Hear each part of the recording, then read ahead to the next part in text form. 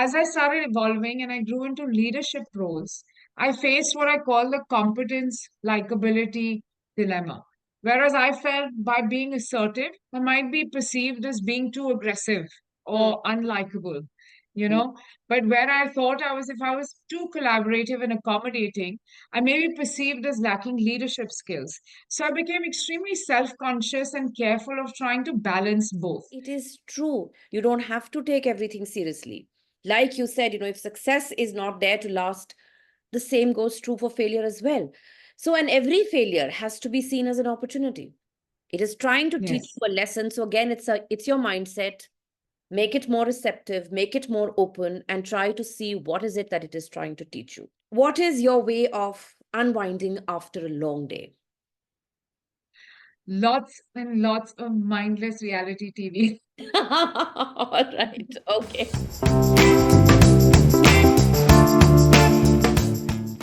Hi, Shagorika, and welcome to the About Her Show. This is a show where we get trailblazing women to share the journey of their lives with us, to tell us about their ups and downs, successes, challenges, failures, all of it, so that not only do they get to share their story, but they also help us to inspire women who are listening in. Women who have dreams, ambitions, aspirations, but for some reason are not able to pursue them. And along with women, we also get men on the show, men who champion such women, because we believe that for a truly gender inclusive world, men and women need to be allies in this journey. So, a very, very warm welcome to you. And may I add a special welcome to you because, of course, I have known you for so long. And it gives me immense joy and a sense of pride as well to see you where you are today. So, yeah, well, Oh, very, thank you. you're more Thank than you so welcome. much, Sangeeta. I can't tell you how nice it is to be here. We have a very, very long association, friendship. Our families go back a long way. So I feel equally honored and proud to be here today with you. Wonderful, wonderful. And I guess when things are meant to be, they just find their way, right? Yeah. Absolutely. All right, so let's start dive in and with a little icebreaker. So, of course, I know some part of it, but we have to tell the listeners and the viewers that. So, tell us a little bit about your early life, your journey, how you got into the corporate world, and now this leap that you're about to take into the Sure. of your entrepreneurship. How did all this happen? Absolutely. So, as you know, I was born in Delhi. I did my schooling here. I did my bachelor's in English here. And then I went to do my master's in Pune. Okay. So the first thing, I think you probably know the story, but I fell in love with advertising when I was 3 years old. So I used to run into the TV room, Yeah. watch the ads, and run out when the show started. I think it's the exact opposite of what we all do now. But Yeah. that's how long and deep my love and association with advertising and marketing has been. So I Hmm. started my career in advertising right after my master's, and I've been in advertising and marketing for 22 years now. Wow. So my corporate career has taken me to every part of the world, and I've been fortunate enough to work in every category that you can imagine, from FMCG to automobiles to telco to tourism. Hmm. And the last 7 years, Dubai has been my home till I moved back to India a few months back. Okay. My last role was as the CMO, Chief Marketing Officer for a large fintech. So, Okay. Sangeeta, I feel really blessed that I've been on this journey because I've had the platform to contribute, to grow, to Hmm. develop some really lifetime relationships that I truly cherish. But, Uh-huh. for the last 10 years, there was this huge void in my life professionally. Okay. And, I felt like something was missing, like there was a piece of the puzzle that I couldn't quite grasp what it was. Hmm. And it just felt like this wasn't it. And I needed to do something more. And Okay. even though on the outside, I had the job, the perks, the titles, everything looked great. But, Hmm. there was just that little voice in me saying something else, not this. Hmm. And on the days I was actually honest with myself about it, I knew what it was. I knew I wanted to move away from pure play marketing to actually building a consumer company. But Okay. like possibly a lot of us, and possibly a lot of viewers on your podcast, I put those dreams aside Hmm. because I always felt like either I had the imposter syndrome or I Okay. just felt like the timing wasn't right. I was waiting for the perfect circumstances, something to happen to magically come together. And, it never kind of works quite like that. Yeah. So I had this deep seated reluctance. In fact, I like to call myself now the reluctant entrepreneur Yeah. because I'm reluctant because I didn't start off with this unwavering confidence or belief in myself. And I didn't have the confidence to believe that there's something that I could do in my 40s, which is start a business. Hmm. Hmm. But most of all, I felt reluctant because, in my mind, entrepreneurship was like this summit that I needed to conquer. And I Hmm. wanted to control it and I wanted to control the outcome before I took the leap. And that's what happened in the last 10 years. Hmm. But cut to 2023, I was genuinely at crossroads. I got the absolute biggest job offer of my life, of my career. Wow. And it was either take that or finally back myself to doing what I knew I was capable of doing. Mm-hmm. So clearly, I chose to back myself Yeah. and become an entrepreneur. So it was literally, so that's how it happened. So my journey to becoming a businesswoman has been that of reluctance, to be Mm-hmm. very honest. But Yeah. every day I feel much more confident in this decision. And Hmm. now I'm really enjoying myself. Well, I can see that, the way, I mean, the way you're talking now, and I've been seeing some of your videos, on social media, that confidence, it is just oozing out. You can see that not only have you come to terms with the fact that this is the leap that you have taken, but along with that, you know what you're doing. So I think that makes all the difference. Sometimes you know Right. it, but you don't believe it. But here, I think right Yes. now, you are somewhere where not only do you know it, but you know that you know it, so that I think makes all the difference. And I think for a woman, that's very, very important because, like you mentioned, we are, always kind of plagued with this imposter syndrome. We don't think we are ready enough, but I think we just need to take the leap. And all the best to you. And I'm sure you will Thank you very much. do wonders. All right. So tell me, of course, your entrepreneurial journey has started only now, and you've been a corporate woman all your life. So, challenges and obstacles are part of every person's journey, whatever we may be doing. But now, when you look back on your journey, do you think there were any challenges that you would like to talk about? And if you feel that some of those were because of your gender, and even now, when you've taken this leap, you could kind of tell us a bit about this. Absolutely. I think for me, Yeah. the biggest challenge when I started my career Hmm. was always this very binary way that women are looked at in the workplace, Hmm. where we are continuously stereotyped. Yeah. And to be honest, I admit perhaps in 2024, it's more of an unconscious bias, but it's still very evident. And perhaps as a professional woman yourself, you feel it as well. It's no longer a conscious bias, it's shifted to being an unconscious one. Hmm. But let me explain with an example, so because I felt this need to challenge the stereotype, Hmm. in the first decade of my career, I frequently overperformed. Because I wanted to be taken more seriously. And I did it almost to a point of physical and mental burnout. Oh. But as I started evolving and I grew into leadership roles, I faced what I call the competence likability dilemma. Whereas I felt by being assertive, I might be perceived as being too aggressive Hmm. or unlikable, you know. But where I thought if I was too collaborative and accommodating, I may be perceived as lacking leadership skills. So I became extremely self conscious and careful of trying to balance both. Hmm. So I don't believe I'm alone in facing some of these obstacles. But I will say this that with the benefit of hindsight and having worked in the corporate field with many nationalities and many geographies, I Hmm. can say this that our greatest limitations are always the ones we place on ourselves, and then we start attracting them through other people or through the circumstances themselves.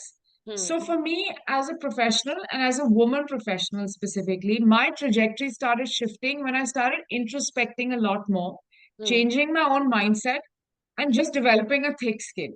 it's really important to have that. Yeah, yeah, You know, yeah. and with that, rather than continuously seeking the validation of others, my colleagues, my mentors, my bosses, what have you, Mm, I now seek my own.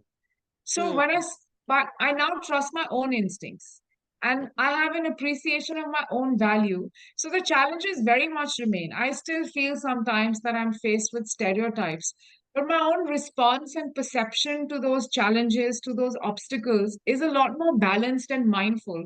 So mm. it doesn't have the tendency to throw me off quite the way that it used to. So Yeah. now I feel like the only challenge that I have to conquer is my own mindset rather than external circumstances. And frankly, that in itself has become a relief. Yes, I can totally, totally get this and relate to this because actually it has a lot to do with us. I mean, I wouldn't like blame myself, but I just feel that we women are conditioned to believe all these things.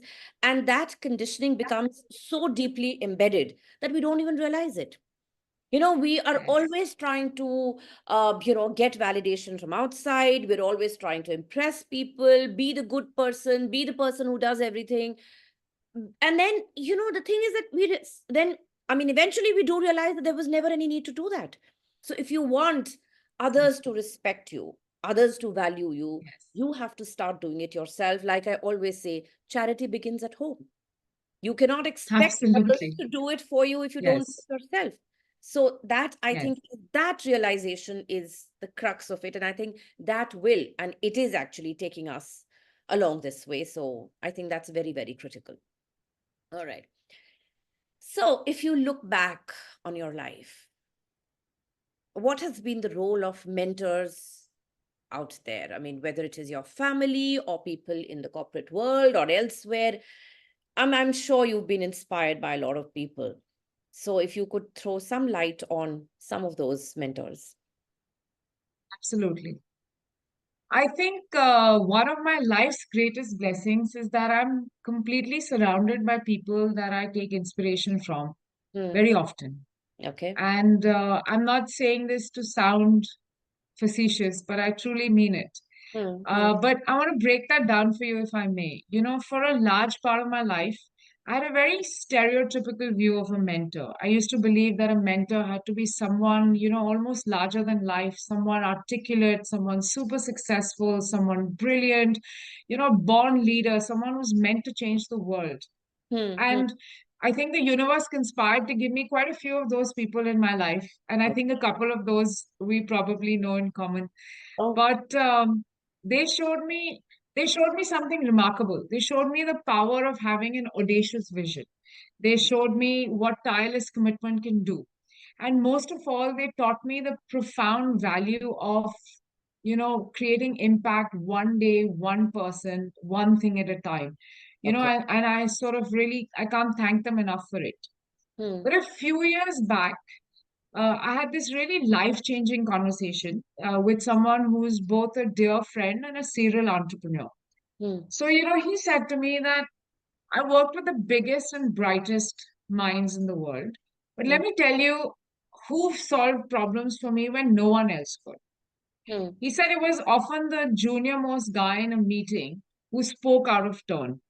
Or it Okay. was an engineer I hired in my company who wasn't from an IIT or top 10 school. Hmm. Everyone has something to teach you if Yeah. you're willing to look. Yes. Find the admirable quality in everyone you meet, and you'll find that you're continuously energized and inspired. Correct. And for me, Sangeeta, that was a game changer Hmm. because now I find inspiration in the most unusual places, in the most seemingly ordinary circumstances, because I find it in everyone that I meet.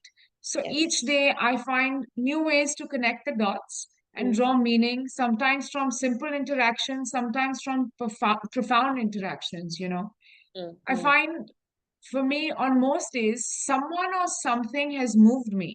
Yeah. And for that, I feel like a daily sense of being invigorated. And for me, I think that is really important. Seek out the big mentors, the ones who are truly, designed for greatness, Yeah. but also find inspiration in everyone you meet. And, the sort of the balance of them both Yes. Yes. creates a very rich everyday learning experience.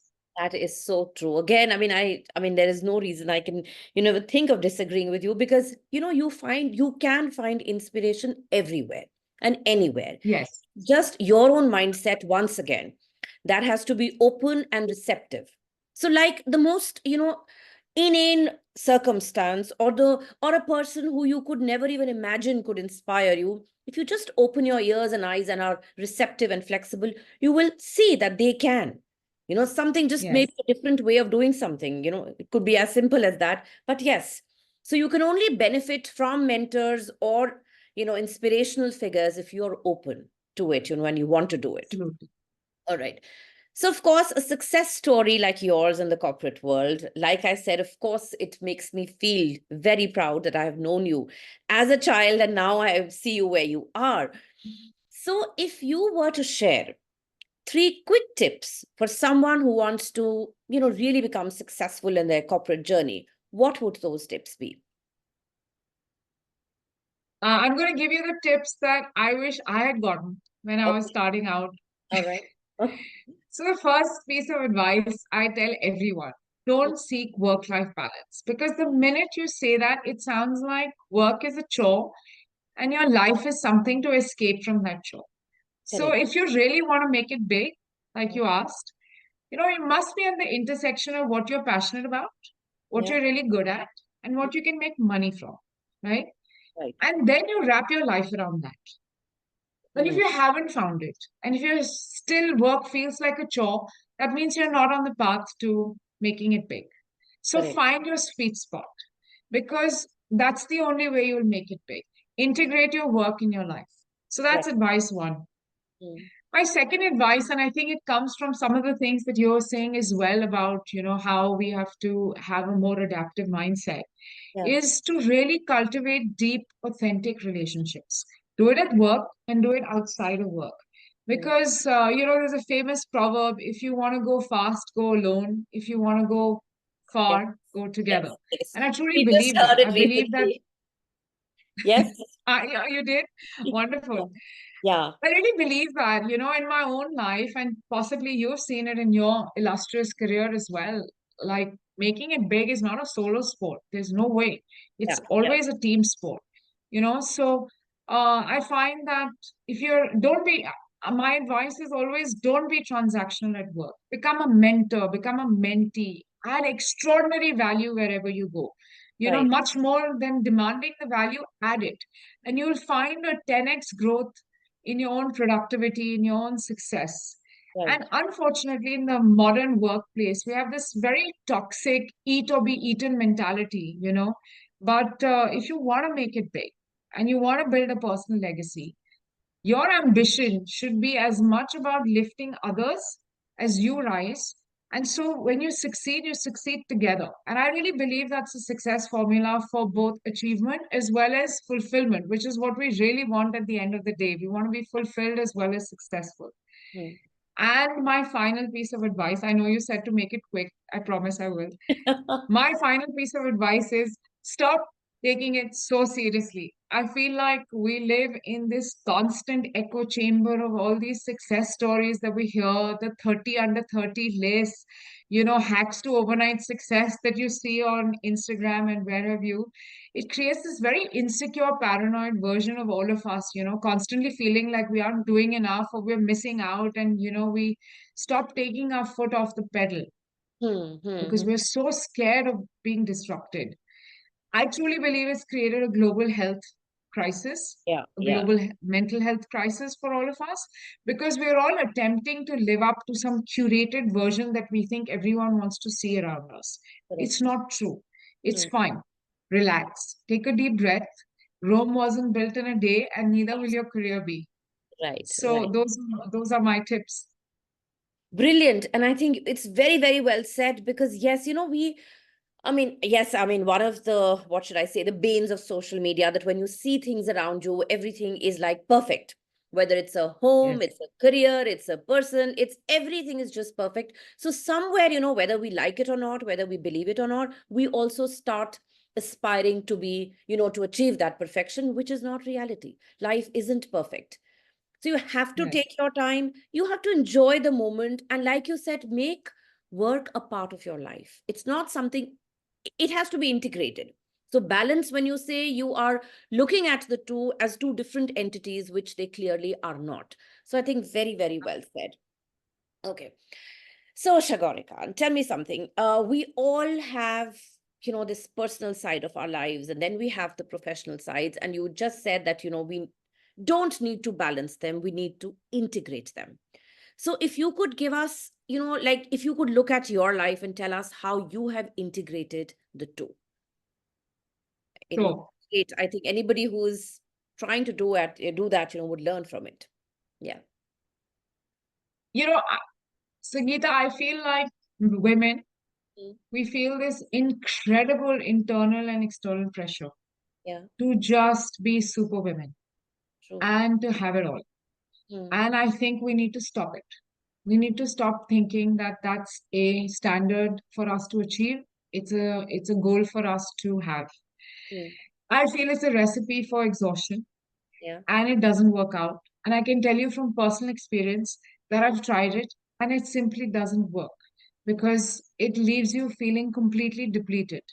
And you Mm. can't fill somebody else's cup or your own if you're depleted. Right, You right. know, I think firstly, we as women need to start prioritizing. Mm. And it's something that we struggle with because when you prioritize, you naturally mean that something is less important. And when something is less important, chances are it won't get done. And then we go into a guilt cycle of that it hasn't been done and somehow I should have done it and now it hasn't happened. Mm. So I feel like my new mantra, hard earned, is let things go. Don't do it all. Do Mm. very few things as possible, but do them well. I'll explain with an example, right? I love cooking. I Mm. absolutely love cooking. But Oh, the great. demands of entrepreneurship means I don't cook very often Mm. now. And, we don't have my restaurant quality, elaborate meals very Mm. often. Mm. So it used to make me feel very bad that somehow I was lacking Mm. Mm. in my desire to nurture, Yeah, perhaps. yeah. But you know what? It's okay because I need to focus my attention on my business. So Mm. some things which I love have to take a back seat. And Right. frankly, I say learn from the men in your life. They're so singular minded in how they do Yes. things. Yeah. They don't try to be all things to everyone all at once. No, It they don't. is remarkable. I really learned from the men in my life on how to, and I don't think it's selfishness. I think it's a form of self preservation and self Yeah. care, which we can all learn from. Yes, yes, yes. And that kind of gets me to the second point, which I think kind of talks about how do you balance your personal and professional life. Mm. I really urge every single woman who is hearing this, watching this, please prioritize your physical and emotional health. Right. All too often we feel the demands on our time are all about other people, the Mm. work, the husband, the home, the kids, whatever, social life. And your well being then becomes an afterthought. Right. So on top of this priority list that I really urge all of us to have, I'm talking about self-care, whether it's an exercise routine, daily meditation, girls' trips, me time. You know, will you ever feel like you have the time for yourself? No, you will not. Yeah, But yeah. it's only till you make the time to rest and recuperate will your balance actually start happening. And I feel like ultimately that balance comes from not doing it all, but only doing what matters and knowing the difference between the two. Right. Very well said again. We women have this tendency, of wanting to do everything. I have to take care of this, I have to take care of that, as if, heavens will fall if we don't. So after many, Yes. many years, I've also come to this, conclusion in life that if heavens are meant to fall, they will fall. So, I cannot, like hold it up. So let it be. It is fine. So what I can't do or I wasn't able to do, it's fine. It wasn't meant to be done today. Let me just focus on what I'm able to do. So I think, yes, and you made a very good point. It's we should learn from the men. And it's not about being selfish. You have to take care of yourself. This is what self Yes. preservation, self love, all these things are about. So we definitely need to take care of ourselves. And yeah, for once, let's learn from the men. All right. Indeed. Yeah. Okay. So, of course, leading your life and doing the things that you want and, all these things. But along with that, you face challenges and obstacles and, setbacks in life. So, how do you stay motivated when you face a setback? I could answer this question for hours, but I can tell you that I've really struggled with this one. Okay. I have classic perfectionist syndrome. So when I do something, I feel like I have to give my Can I heart and soul into everything. interrupt you? I think you've taken this from your mom. I see you absolutely right. See, this is how you know my family so well. Yeah, Absolutely right. yeah, yeah. Yeah, absolutely right. Completely inherited perfectionist syndrome. So I think I need to blame her for half my ills. So I want everything done well and I have to give it my all. So Hmm. you can imagine that for the longest time when I faced the inevitable setback and failures, which we all do, it Yeah. used to really knock me down. Hmm. But over the years, I've developed many spiritual practices to help me manage that and keep my motivation up, keep my resilience going. So I like to share two of those with you, which really helped me. Hmm. So the first is I allow my feelings. I allow my feelings of sadness, despair, negativity, rejection. I really feel it's important to feel your emotions, even the negative ones, Hmm. because in the world that we live in today, we try to force ourselves into a positive mindset, Yeah. almost too soon. Like, Hmm. just believe nothing's wrong and nothing is. But I tried that, but I found that to be a superficial way of dealing with it because it didn't actually increase my motivation or my resilience. It Hmm. just made me feel even more inauthentic. Huh. So embracing those feelings when they happen can be cathartic, but you must recognize that these are emotions. These are Yeah. situations that are temporary. And like most temporary things, this too shall pass. Hmm. So I allow my feelings, but also I can observe them a bit dispassionately, which I think has really helped me. Hmm. Secondly, I think success and failure is ultimately a matter of perception. So True. I used to perceive failure as a sign to stop, that something's wrong. And that used to automatically diminish my motivation. But now I perceive failure as feedback. So Okay. now when I look at failure, rather than being something that scares me, I'm almost curious about it. Like, hey, what's it trying to teach me? There's a Right. lesson here. Let me find the lesson. And so where is this leading me? So when I started looking at failure differently, I took the pressure out of it. And with that, automatically my motivation came back, my resilience came back, because the way of perceiving success and failure has changed. And therefore, motivation and resilience comes to me a lot easier than it used to. Hmm. And it's just an automatic function that happens, and I keep progressing. So I don't take success or failure as seriously as perhaps I used to. And it's again goes back to my career advice: don't take things seriously. Yeah, yeah, yeah. See, at that point, when somebody tells us when we are young and someone were to say this, we would probably not take it in the right spirit. We would feel that, okay, are they trivializing my concerns or whatever has happened? Or what is it? But now, with maturity, with age, when you have that all that experience to look back on, you realize that it is true. You don't have to take everything seriously. Like you said, if success is not there to last, the same goes true for failure as well. So, and every failure has to be seen as an opportunity. It is trying to teach Yes. you a lesson. So again, it's your mindset. Make it more receptive, make it more open, and try to see what is it that it is trying to teach you. So yeah, that is excellent actually. So tell May me. I just add one thing? Sure, sure, sure. Yeah. There's a book which I think everyone who's watching and hearing your podcast should read on this topic. It's called Don't Sweat the Small Stuff. It's all small stuff.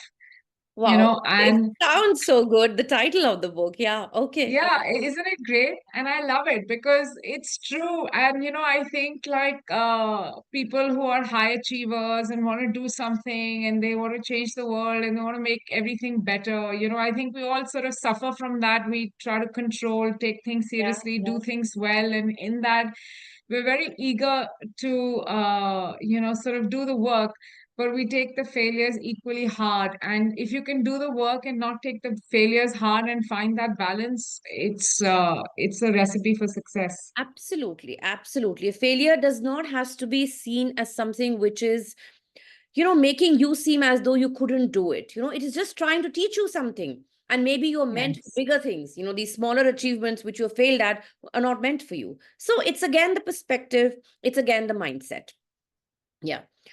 All right. So, young girls around you, so we're talking about the age group of 18, 19, 20, who are just on that, threshold, the cusp of their personal and professional lives. What would you like to tell them? Considering that it's a different world in which they're living, there is a lot of information that they have, information overload, if I may use the term, and it is very difficult to, understand what is it that I should be doing. So, what would you like to advise them? Sure. I like to start by quoting one of my favorite authors, Mhm. Charles Dickens, Okay. and he said, it was the best of times and it was the worst of times. And I Okay. believe that's the world these young girls are stepping into today. So, Mm. like you rightfully said, Sangeeta, this generation, Gen Z, they're facing monumental challenges, whether you think of pandemic, climate change, global wars, the complexities of social media, and this Yeah. really intense pressure on mental health that they face. Right. And I find that in many ways, when I look at them and I see that the path that lies ahead for them, I do believe it's harsh, but equally, I'm also hopeful that it's filled with opportunities for them to create real change for themselves and in the world around them. So Mm-hmm. I know that this generation gets a lot of flack, right? A lot of people think that they're entitled, they're hypersensitive and inflexible. But Yeah. honestly, I see so much potential. They have potential for this profound resilience, the kind that we were just speaking about a Yeah. minute ago, and Mm. change. So if I was to talk to these girls, my guidance is simply earn your stripes. Mm. I see these girls on social media. Yeah. So, social media, for all its power, can sometimes create this bubble, where opinions feel like achievements, where instant validation can replace the satisfaction of real grit and impact in the real world. Mm. And then you start to believe and get fulfilled from social media, right? Right. So it's essential for these girls not to get lulled into a sense of accomplishment based on likes and shares and comments, Mm. and just by scrolling their feed or by living in these echo chambers where everyone is exactly like them or validating their point of view. This Mm. is the world that they live in. It's the only world that these kids know today.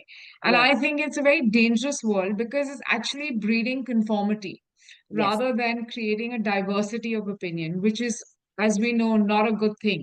Mm. Mm. So I meet all these really talented girls, so they're so confident and they're intellectually sharp, but they really struggle with the harsher realities of life.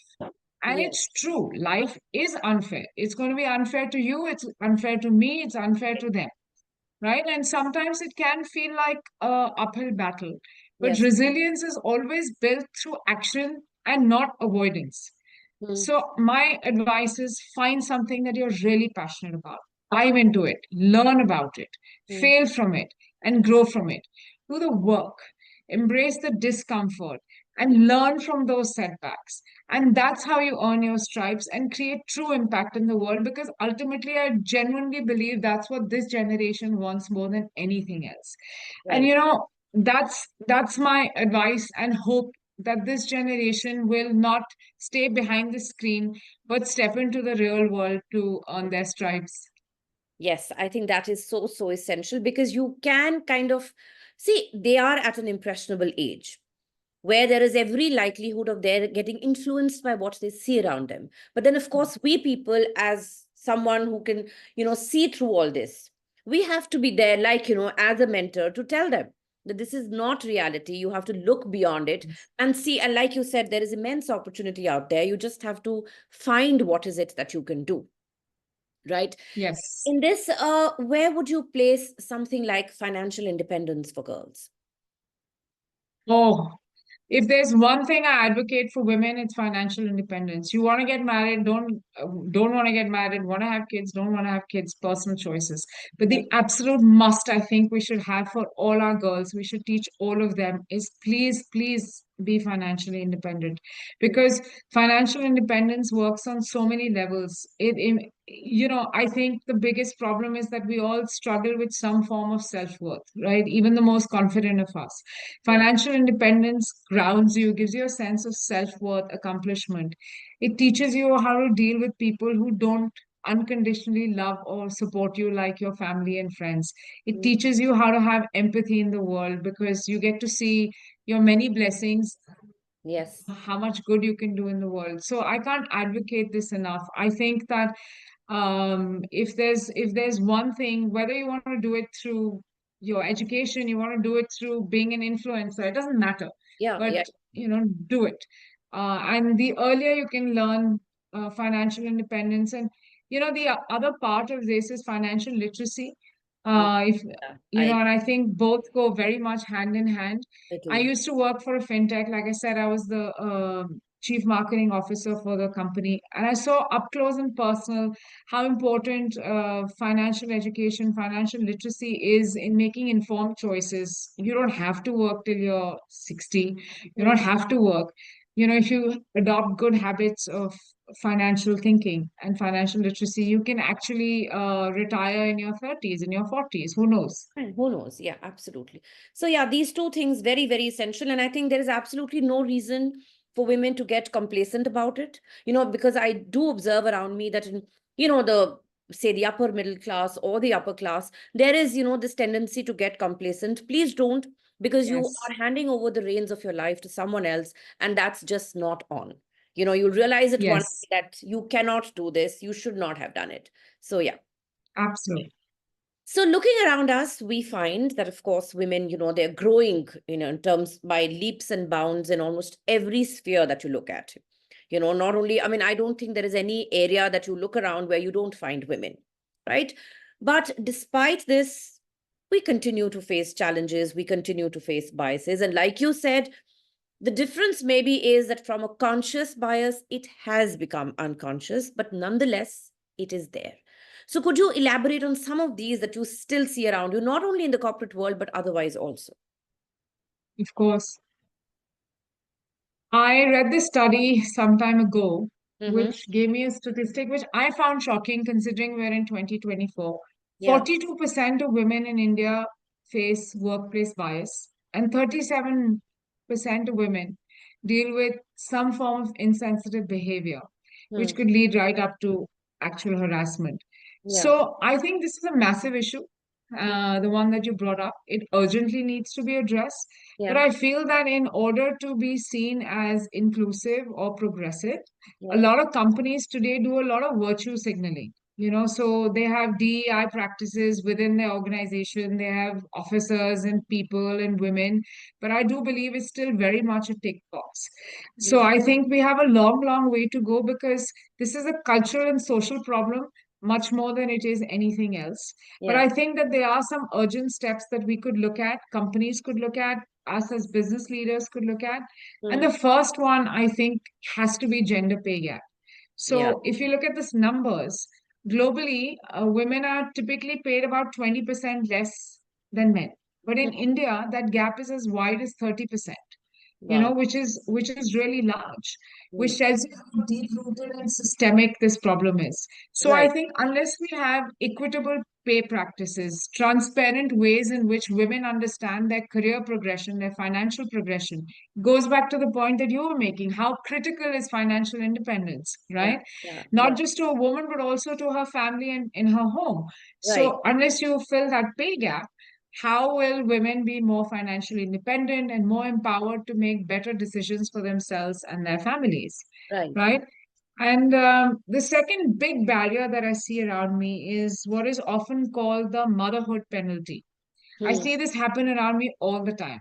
Yeah. Women are consciously and subconsciously penalized for being mothers. They don't get promoted, they don't get the projects that they want, or they're just not treated in the same way. So they're held back from both their actual potential, but also their earning potential.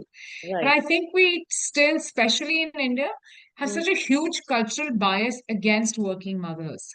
Mm, right? And you see it in the numbers, you see it in the salary structures, you see it in the reports that come out. It's a problem.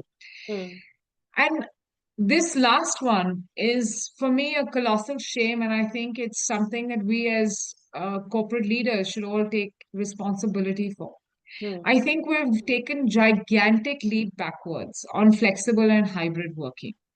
mm. Most companies now have gone back on what they said in a post-COVID world, and they're now insisting that employees come to work full time and are again told that it's not optional, right? Mm, mm. So when so that by itself, I think for men and women is a poor idea to Yeah, confuse presence with productivity.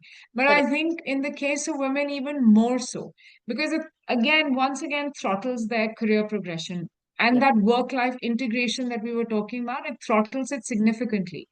So these biases, I think, ultimately stem from a form of cultural insensitivity and social insensitivity towards women. yeah. But what I find really interesting is Mm, that I think that women are just as responsible for perpetuating some of these biases as mm. the men are. So I don't think it's a us versus them, men versus women problem. I think we need to come together to understand how different people at different stages with multiple priorities but with the same end goal can work together. We can't have a single way in which only men succeed or only women succeed, because I don't think that works either. So these are my sort of three big biases that I see. They're very top. I think they're very institutional in how long they've been around. Yeah, But I think unless they're addressed, women such as yourself, women such as me, we will not find the progress that we seek. that's true. That's very true. Because, and some of them, like you said, they're so deeply embedded that they don't even straight up come to you as biases. Many times we women just accept situations because we never question, because it's all around us, it's always been like this, so we kind of normalize it, which is, I think, from where the problem begins. We cannot normalize Yes, it. So anything that doesn't feel right to you is actually not right. So believe it, and then take a step forward. All right. very well said.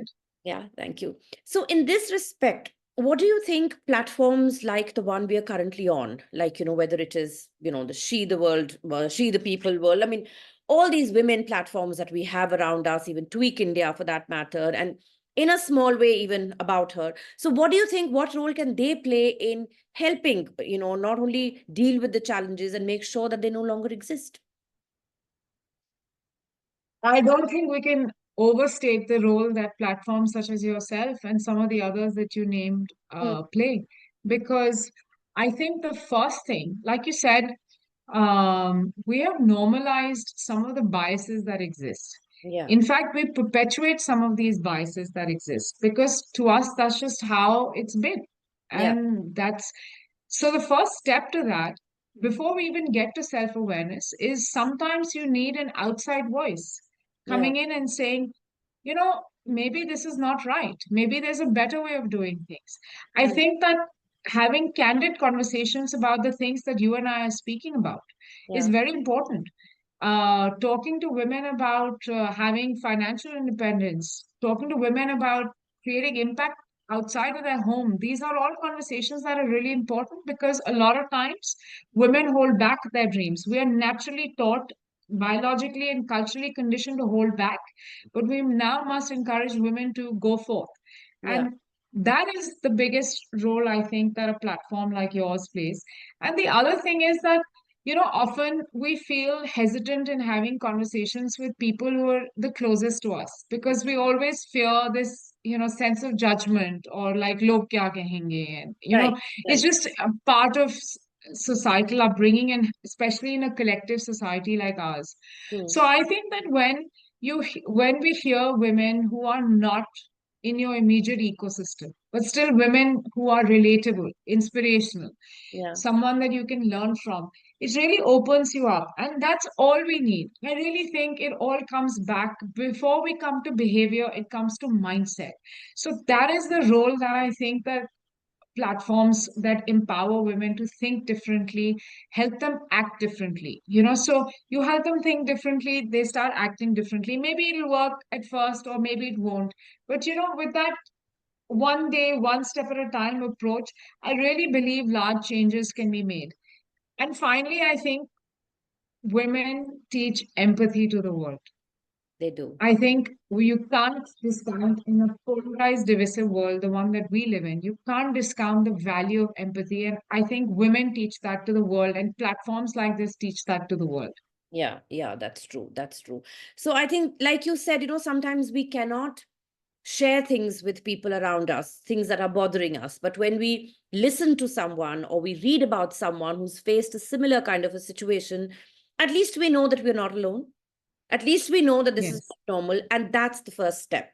So it may be a drop in the ocean, but ultimately, every drop counts. So I think it is important to have these conversations, to bring these viewpoints and these stories, out there for women to learn and get inspired. All right. So, of course, we've been talking about the mindset and how, a lot of things, have to do with us women also, because they're deeply embedded in us. So, one of the things which I feel is, of course, though both men and women face it, but the way to deal with it, or the fact that it needs to be dealt with, does not come that easily to women as it comes to men. I mean, men may not want to do it themselves, but that's a different story. So, here I'm talking about the mental health of women.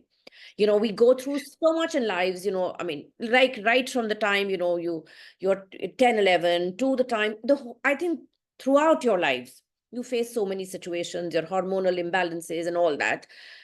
And because of which, somewhere your mental health is getting impacted. But again, because it is one of those things which has been normalized, we don't realize. So, do you think women's mental health issues are getting the same kind of, recognition and acceptance as men's issues, or you think there is not much of a difference? I think undeniably we are in a global mental health crisis. Yeah, yeah. And many of us, men and women, we're navigating individual and collective existential dilemmas. Hmm, hmm, But actually, I'm not sure that's a negative phenomenon. hmm, The reason I say so is I think we're beginning to realize that our traditional measures of success, whether it's getting married at a certain age, whether it's climbing the corporate ladder, whether it's when you have children, or whether it's all of those things that we consider as the way to define our life well lived, hmm. we have now understood, for better or for worse, that they aren't the only pathways to happiness and fulfillment. I Right. think women, especially today, have a lot more agency than ever before. But Hmm, what happens with agency is that you get the paradox of choice, because now you have so many choices available to become who you want to become.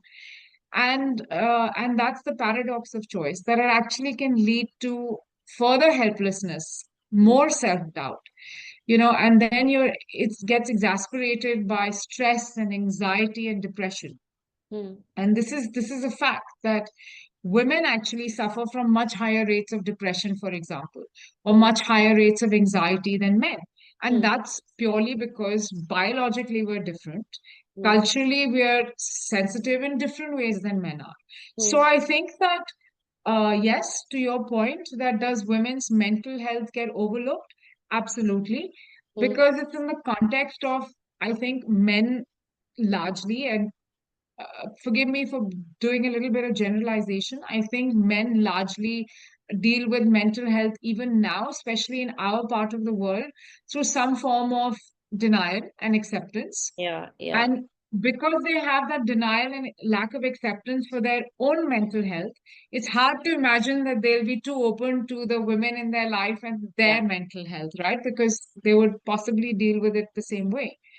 But again, what troubles me the most about what we're facing as women and mental health is, the unrealistic expectations placed on women to juggle family, to juggle home, to juggle work, to juggle all the obligations that come with daily living and do it all seamlessly. And we've sort of glorified this juggling act in yes, popular culture, branding women either as boss babes or super women or whatever internet hashtag of today that you want to take. So Hmm. it kind of perpetuates this myth that women can have it all and we can do it all without breaking into a sweat in our 6-inch high heels. None of that is true, Yeah, right? yeah, And I think it's really time we shift this narrative. And the first step is to normalize having discussions about women's mental health as a crucial part of self yeah, care. yeah. We talk about physical beauty as self care, but mental wellness Right. is the ultimate form of self care. So there are so many more resources today, like talk therapy, alternative healing therapies, and there's support groups. But I feel that the stigma surrounding mental health still persists, Yeah, especially for women, it does. right? And most women, we feel compelled to carry on, even while struggling internally, all because we're trying to keep that face in front of the people that we love. And I've seen that often the way the mental health issue actually shows up in someone is when they have physical problems or they Yes. have some real serious external threat, like some form of violence, right? And Yeah. at that time, they have no option but to seek help. So Yeah. I really feel that like for me, if I was to say a theme of this conversation for me, Sangeeta, is that we should everything that we want to achieve starts with internal dialogue. So Right. I really believe that women need to start checking in with themselves Yeah. Yeah. and then start sharing those struggles, either with people that you know and love or with a licensed therapist rather than suffering in silence. Yeah. And unless this becomes something that we prioritize, mental health has to be a priority Yeah. and it needs to be spoken about openly with women and with men because we can't do it if we don't have the support of both genders. We cannot progress and find the fulfillment we want.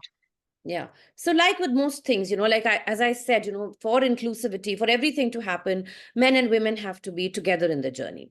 It's not him versus her or anything like that. Everyone has to be together. And when you're together, you're not only helping yourself, but you're helping the others also. So, I think that is something that we need to accept and then, move on from there. All right. So going on a different tangent altogether. I mean, you've done it right now, and also been doing it for some years now, which Yes. I call midlife rebooting, which is when you start doing things that you probably wanted to do for a while, but you couldn't do for XYZ reasons. And again, as I understand, it is not as though the previous generation did not want to do it, but somehow we did not see these things earlier. Somebody was a doctor, they continue to be a doctor for the rest of their lives. They were in the corporate world and so on and so forth. But nowadays, we do have these. I mean, there's so many people who are doing this, just switching gears and doing something different. So, what do you have to say about it? I highly recommend it, though Awesome. it's Yeah, though it's far from easy. Exactly what you said, like a lot of people are doing it. I yeah, really believe, and it's not a midlife crisis, but I really believe that for a lot of us in the mid stages of life, professionally, personally, whatever it may be, I hmm, think we're leading lives of quiet discontent. There's okay. something missing. There's a Hmm, void that needs to be filled. hmm, And it often takes a while before you identify it and then do something about it. And for me, it was the thrill of building something new. I was craving creating impact in a company and culture rooted in values that I believe are important in this world, hmm, right? But along with that desire to build something came this fear because here I am leaving behind this successful corporate career and it yeah, brought a lot of insecurities about the future. And honestly, I still wrestle with that fear. yeah, Sometimes I just slip back into that old way of thinking and it happens unconsciously, to be honest. hmm, But then I have to actively, sort of remind myself to refocus on why I'm doing it. yes. And I'll tell you something interesting. So, my company is called Good Kitchen. So, while I was exploring business opportunities with Good Kitchen, Hmm, I started talking to people about my very mixed emotions about becoming an entrepreneur and this career reboot that I'm having. hmm, So, it was incredible because I thought people will think I'm crazy. hmm. But actually, what came out was an outpouring of similar feelings and lots of very interesting stories of people who've been through similar journeys, right? Like you said, it's more common than we know. Yeah, yeah. And, some people want to become entrepreneurs. Somebody wants to give up their job and be a writer. Somebody wants to switch entire careers entirely, right? Huh, However, that same thing, rigid mindset, fear of failure, letting huh. down the people who depend on me or love me, or how will I be perceived? So all of these things hold us back. And this, reluctance and inner tussle that I felt, I suddenly found that a lot of people felt it. So Yeah, that's what led to the birth of Reluctant Entrepreneur. I wanted to share that journey. I wanted to discuss it. I wanted to chronicle it because you've been on this journey yourself. So you know that this journey is not linear. It's no, not easy, yeah, right? And it's intimidating. So we need to have conversations, places, people where we can lean into that reluctance so yeah, that it's less intimidating, right? Because ultimately, everything that you dream of always lies on the other side of your fear. Your greatness is always on the other side of fear. right, right. So, I've chosen this path without a single guarantee that I'm going to have any form of successful outcome, Yeah, right? yeah. But that's life. That's literally everything you do in life. You can't predict it. And if you ask me, I don't even want to. Hmm. No, but I think that's the beauty of it. And somewhere I think this it's a part of growth and evolution of, as a person. I mean, and we're more, I think, like the mindsets are more flexible, more open. We see a lot of people do it. And, I just feel that this second, whatever we pick up, it just fills up those gaps which existed, which over the years we realized that they existed. But we also realized that we could not fill them up in that earlier, you know, how should I say, the avatar of us. We needed to do things differently. And I think I'm so glad to see that people are actually doing that, taking those risks, becoming experimentative in life, and with panache and with confidence that, yes, I'm doing it. Let's see. So that I think Yes. it's wonderful to see that. All right. So tell me something. Future. How do you look at yourself? I mean, what are your aspirations? Of course, it has a lot to do with Good Kitchen and where you see it going. So, say 10 Yes. years from now, where do you see yourself? Oh boy. 10 It years is a long time. is. But I'll tell you this, because I'm half Sindhi and an entrepreneur, so my goals are big and hairy and audacious Yeah. for the future. That is for sure. So on a serious note, though, we're gearing up to launch Good Kitchen and the products in a few months, first in India and then in UAE. And ultimately, of course, I dream of taking the brand global and have the world be our oyster. But just as important as business successes, I'm very, very obsessed with this idea of building a company and culture that I'm proud of, Oh, right? Because that's the one thing I've seen in my corporate life and by observing people around me. That's really the secret sauce. That's the legacy you really finally leave behind. So hmm, I want Good Kitchen, both for its customers, for its partners, for its employees, to really be something that's genuinely valuable. And we want to build something with integrity, a lot of innovation, which is baked into how we think of doing things, all the while creating a community around the brand. So, I actually obsessively imagine, since you asked me the 10-year question, I imagine that. I imagine that we have created bunch of people who thrive in the culture of Good Kitchen, whether because they buy our products or because they partner with us or because they work in the company. If that happens and we make a lot of money, of that'll course. be, the sort of uh, real cherry on the cake. But I must tell you, even now, dialing back to where we are today, and the most heartening aspect of this journey that I've embarked on a few months ago is, I talked to some people in my teams. I talk to the partners that we're working with. Yeah. And I we speak very often about the company we want to build, and the type of products we want to create now and in the future. And there's just such a sense of shared purpose, right? Yeah. And that is where the magic starts to happen, when you feel that sense of connection with the people that Yeah. you work with. So that's one aspect of where I see the future. And the other aspect is what I'm trying to build through Reluctant Entrepreneur, very, very, very early days. But really, ultimately, Sangeeta, much like what you have created very beautifully in your efforts with this show and with all the wonderful work that you do, in my space, I want to create something where we can have conversations about entrepreneurship. I want to discuss its challenges, its rewards, and most importantly, how do you cultivate that mindset and how does that translate into behavior that actually helps people really thrive and succeed in everything that they do? Because like we're saying, success will come and go, failure will come and go.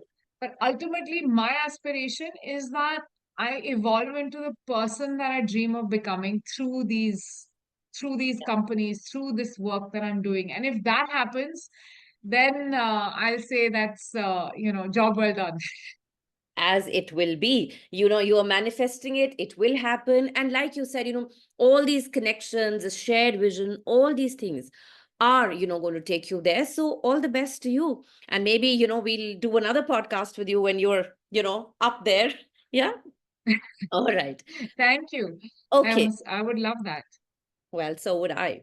So now we come to the final section, which is the rapid fire round. 5 quick questions, 5 quick answers. Simple questions. All right. So first one, do you have a secret talent? Not so secret anymore. My cooking. All right. Okay. All right. So I think you love to read, which I've gathered during the course of the conversation, which is your favorite book, or if there's a podcast, one of the two? That's a really tough question. But let's say the books that have changed my life, pick up anything by Murakami. He Oh, is, in my opinion, the most profound storyteller of our times. wonderful. All right. Next one. What is your way of unwinding after a long day? Lots and lots of mindless reality TV. All right. Okay. That's my dirty little secret. Well, we're all entitled to do what we think can take our mind away from a, long day. Okay. Yes. Next one. What works for you? Monday motivation or Friday excitement? Oh, Monday motivation. I'm Okay. a 6 a.m. kind of gal. Ah, okay. Good to know that I'm like you too. And the final one. Uh, if you had to, or if you, for some reason, had to miss a meeting, what would be the best excuse? I'm ill. The standard one. All I right. could try like some elaborate, like I was kidnapped and all of Well, that, but I think I'll stick to the tried and tested. I felt ill and cough a little oh, for yes, to make it sound authentic. believability. Yeah. Yeah. All right. Authenticity is very important, as we Of know. course, everywhere. All right. So, this brings us to the end of the conversation. And if I may say, an absolute delight to have you on the show for various reasons, of course. Seeing where you are, what you're aspiring to do, and then going back in time and remembering you as a child. So, like I said, I've said this earlier, but so much pride in this and so happy for you. And all the best to you. May you really succeed in your venture. And like I said, we get back on another podcast. Yeah. So thank you Thank for you. being on the show. Thank you very much. Thank you for tuning in to the About Her Show. If you enjoyed this episode, there's plenty more from where that came from. Our previous guests have shared some amazing stories, so be sure to catch up on past episodes. To keep up with our inspiring conversations and to never miss an update, hit subscribe, rate, review, and share the love. Follow us on social media for some great content, and don't forget to check out our website www.aboutherbysangeeta.com for stories that resonate, inspire, and empower. Know a remarkable woman or an inspiring man blazing a trail? We'd love to hear from you. Drop us a note at web.abouther@gmail.com and let's bring their story to life on the About Her Show.